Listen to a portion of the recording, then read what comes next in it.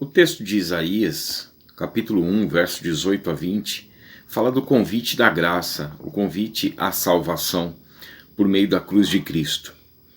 Como nós já temos mencionado, a palavra diz que em Romanos 5,18, na parte A, que o juízo veio sobre todos os homens por causa do pecado de Adão e Eva no Éden, para a condenação. Veio sobre toda a raça humana. Mas a graça, que é a cruz de Cristo, o ato de justiça de Cristo na cruz, porque Romanos 1,16 fala que o Evangelho é o poder de Deus para a salvação, porque no Evangelho, agora já no versículo 17, se revela a justiça de Deus, porque a parte A de Romanos 6,23 mostra que o salário do pecado é a morte, porque essa ofensa e essa condenação de Adão passou para toda a raça humana, porquanto Romanos 3,23 diz que todos pecaram e, portanto, destituídos foram da glória de Deus, tornaram-se inimigos de Deus por conta da contaminação do pecado e da corrupção do gênero humano, porque iriam pecar, ainda que não a semelhança da transgressão de Adão, de acordo com Romanos capítulo 5, verso 12 a 14. Por isso que agora ele chama a todos à conversão, porque ele se revela a justiça de Deus agora por meio da reconciliação de Cristo na cruz do Calvário. Então, agora a graça sobre todos. A graça sobre todos significa que ele teve misericórdia de todos, porque se o juízo de condenação veio sobre todos, o ato de justiça de Cristo na cruz veio graça então sobre todos. Então, se o salário do pecado era a morte, de Romanos 6,23, agora o dom gratuito de Deus é a vida eterna. A vida está no seu Filho. Aquele que rejeita o Filho não tem a vida eterna. 1 João capítulo 5, versos 10 a 12. Porquanto, por conta disso, ele não leva em consideração os pecados anteriormente cometidos, mas agora ele notifica através da pregação do Evangelho a todos, em todo lugar, que se arrependam e se voltem para essa mensagem, para que recebam essa reconciliação unilateral por meio de Cristo. Colossenses 1,20, 2 Coríntios capítulo 5, versos 18 e 19.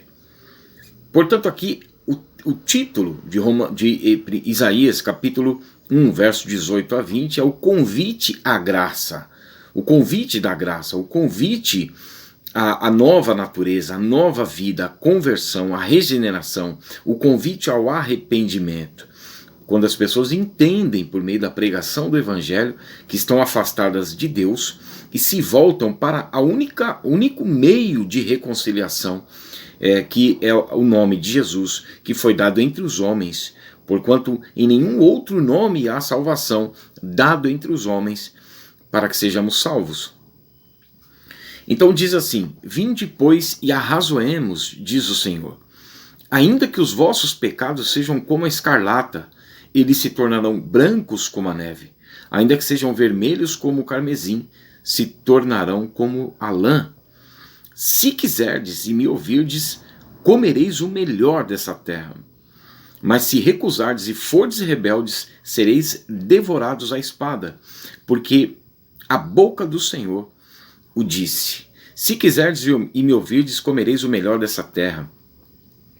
Jesus disse que nem só de pão viverá o homem, mas de toda palavra que se procede da boca de Deus. Quando Jesus repreende Marta por sua agitação, no capítulo 10 de Lucas, verso 38 a 42, Jesus fala que Maria havia escolhido a boa parte. Veja, se quiserdes e me ouvirdes. Maria havia escolhido a boa parte e isso ninguém poderia tirar dela. Aquilo que é colocado como a proposta de salvação para receber aquilo que já está feito, o sacrifício que é o Corban, o sacrifício de Cristo já está realizado. Agora você, se quiserdes e me ouvirdes, você vai poder adentrar a esta salvação. Por isso que Jesus diz que aquele que crê não é julgado, ele passa da morte para a vida. ele tem a vida eterna e não entrará em juízo.